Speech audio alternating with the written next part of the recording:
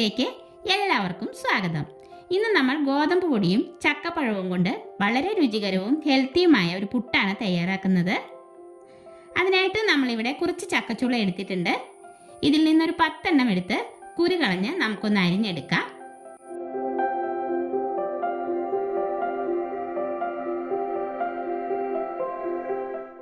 അങ്ങനെ അരിഞ്ഞെടുത്ത ചക്കദാ 1 കപ്പുണ്ട്. ഇതൊന്ന് നമുക്ക് മിക്സി ജാറിലിട്ട് നല്ലപോലെ അരച്ചെടുക്കണം. നമ്മളിതിലേക്ക് വെള്ളമൊന്നും ചേർക്കാതെയാണ് അരച്ചെടുക്കുന്നത്. നല്ല മധുരമുള്ള ചക്കയാണ് കേട്ടോ. അരച്ചെടുത്ത ചക്കയെ നമുക്കിനി ഒരു ബൗളിലേക്ക് ഇട്ട് കൊടുക്കാം. ശേഷം ഇതിലേക്ക് 1 കപ്പ് ഗോതമ്പ് പൊടി ചേർക്കാം. ഇത് നമ്മൾ ചപ്പാത്തിയൊക്കെ ഉണ്ടാക്കാൻ എടുക്കുന്ന സാധാരണ ഗോതമ്പ് പൊടിയാണ്. ഇതിനു മുമ്പൊരു വീഡിയോയിൽ ഗോതമ്പിൻ്റെ പുട്ടുപൊടി വെച്ചിട്ട് ഞാനൊരു പാൽപുട്ട് ഉണ്ടാക്കിയിരുന്നു. ഇതിപ്പോൾ സാധാ ഗോതമ്പ് പൊടി തന്നെ വെച്ചാണ് നമ്മൾ തയ്യാറാക്കുന്നത്.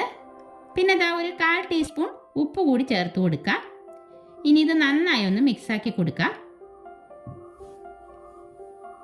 ഇതിലേക്ക് ഒരു 1/2 കപ്പ് ഗോതമ്പ് പൊടി കൂടി ചേർത്ത് കൊടുക്കുന്നുണ്ട്. പിന്നെ ഒരു കപ്പ് തേങ്ങ ചിരകിയത് കൂടി ചേർത്ത് നന്നായി മിക്സാക്കി കൊടുക്കാം.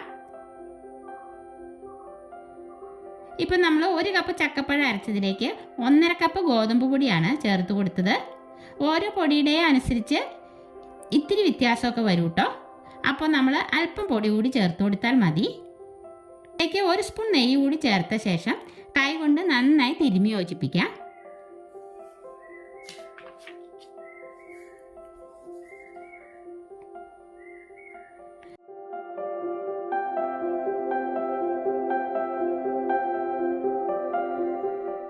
അതിനുശേഷം നമ്മൾ നനച്ചു വെച്ച പുട്ടുപൊടിയെ മിക്സി ജാറിലിട്ട് 2 പ്രാവശ്യമായിട്ടൊന്ന് പൾസ് ചെയ്തെടുക്കുന്നുണ്ട്.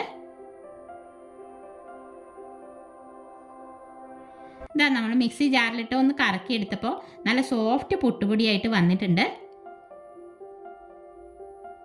അപ്പോൾ ഗോതമ്പ് പൊടിയും തേങ്ങയും ചക്കപ്പഴവും നെയ്യുമാണ് നമ്മളിതിലേക്ക് ചേർത്തിരിക്കുന്നത്.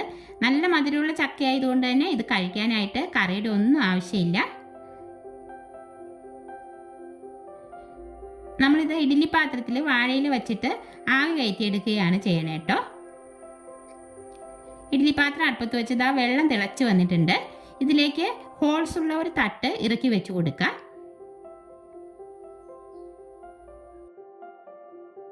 ഇനി നമ്മളിതാ ഇതുപോലെ ഒരു ചിരട്ടയിലാണ് പുട്ട് നിറച്ച് കൊടുക്കുന്നത്. നമ്മളിത് ഐസ്ക്രീം വാങ്ങിയപ്പോൾ കിട്ടിയതാണ് കേട്ടോ. നല്ലൊരു ഷേപ്പ് ആയതുകൊണ്ട് ഞാനിത് കളയാതെ വെച്ചതാണ്. ഇതിലേക്ക് നമുക്ക് അല്പം തേങ്ങ ഇട്ട് കൊടുക്കാം.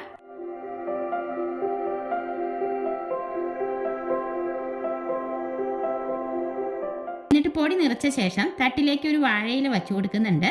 ഇതിന് മുകളിലായി പൊടി നിറച്ച ചിരട്ട നമുക്കൊന്ന് കമഴ്ത്തി കൊടുക്കാം. അങ്ങനെ 3 ചിരട്ടയും നമ്മൾ നിറച്ച് കമഴ്ത്തി കൊടുത്തിട്ടുണ്ട്. ഇനി നമുക്ക് ഒരു മൂടി വെച്ച് 5-6 മിനിറ്റ് മീഡിയം ഫ്ലെയിമിൽ വേവിച്ചെടുക്കാം. പുട്ട് വെന്ത് വന്നിട്ടുണ്ട്. നമ്മളിത് പൊടിഞ്ഞു പോകാതെ തന്നെ ഒരു പ്ലേറ്റിലേക്ക് മാറ്റി വെച്ചിട്ടുണ്ട് കേട്ടോ.